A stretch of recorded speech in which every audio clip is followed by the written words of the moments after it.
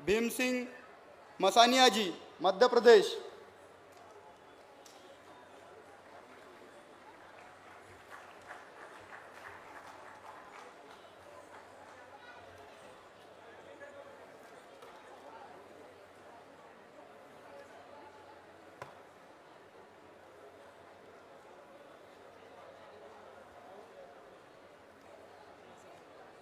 आप सबको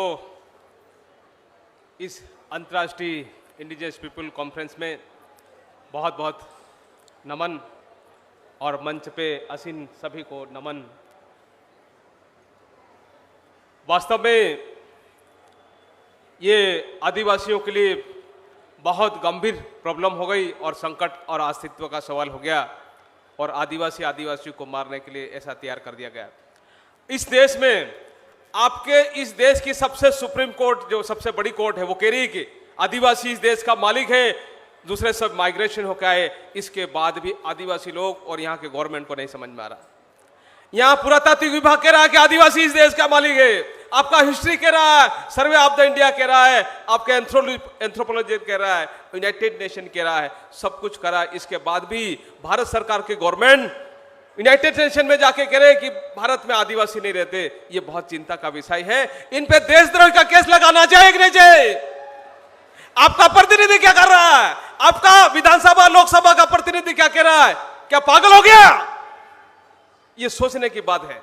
हम काय के लिए प्रतिनिधि दिया था? उसको आदिवासी को बचाने के लिए या फिर मारने के लिए भेजा गया था?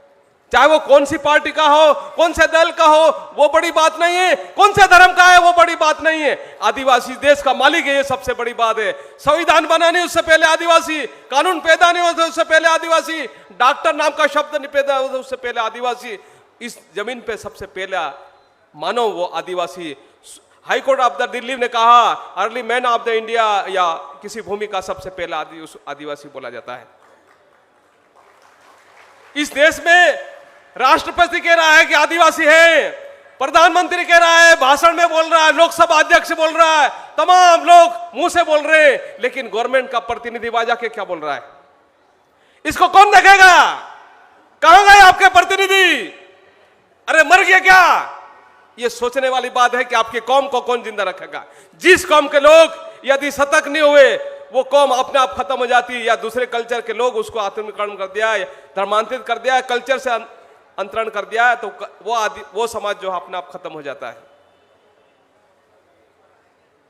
आप इस देश के सब आदिवासी लोगों को राजनीति से ऊपर उठकर, संगठन से ऊपर उठकर सब लोग एक होना पड़ेगा। बात यह है कि कुछ चीजें कमी आएगी, लेकिन फिर भी लड़ने के लिए आप एक नहीं हुए तो आप अपना आप खत्म हो जाओगे। आपको कौन बचाना आएगा? आज आपके सामने यूनाइटेड नेशन के प्रतिनिधि है, आपके सामने इराक के लोग भी है, रूसिया के लोग भी है, ऑस्ट्रेलिया के लोग भी है, लेकिन इस देश के लोग आपके कौन हैं? इस देश के आपके जो जनप्रतिनिधि है, आपको सुरक्षा करने भेजा था, वो कहां है? वो क्या बोल रहे हैं? कौन देखेगा? ये प्रश्न सबके लिए है। हम सब लोग को, एक एक प्रतिनिधि को, जो आदिवासी विधायक है, सांसद है, या जो राज्यसभा में है, या जो भी प्रतिनिधि है, उसको बहुत साफ साफ शब्दों में बताना पड़ेगा। यदि उसको नहीं समझ में आया तो उसको घर जाके बताना पड़ेगा कि आप आदिवासी के प्रतिनिधि नहीं हो, आप गैर आदिवासी का नमक खाया, इसलिए आपको हटाना पड़ेगा। ये साफ साफ बात होना चाहिए, अन्यथा आपको बचाने वाला कोई नहीं है। आपको बचाने वाला कोई नहीं है।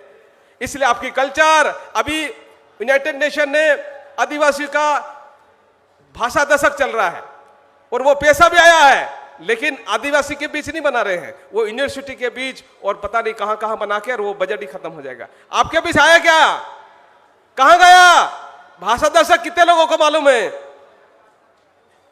इस पूरे विश्व में 5000 से ज्यादा आदिवासी वेराइटियां हैं, 7000 से ज्यादा आदिवासी की भाषाएं, उनके औषधि का ज्ञान, उनके कस्टमरी लॉ हजारों प्रकार के हैं पूरी दुनिया में। अभी अमेजन के, ब्राजील के जंगलों में आपके आदिवासी कौम का आखिरी आदमी खत्म हो गया, इसके बाद आपका भी नंबर आएगा। वो धीरे धीरे खत्म हो रहे। पहले एक समय था इस भौगोलिक खंड में 100% आदिवासी थे, लेकिन आज आप स्वयं गणना करो आपकी प्रतिशत कितना है। कहां गए? आपकी जमीन कहां गई? ये सोचने की बात है।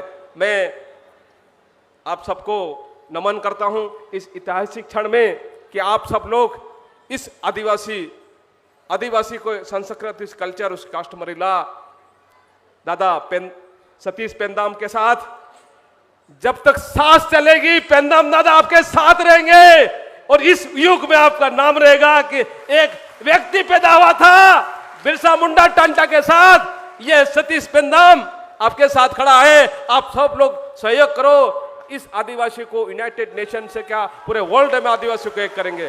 जोहार जोहार जोहार, आप सबको नमन। Thank you.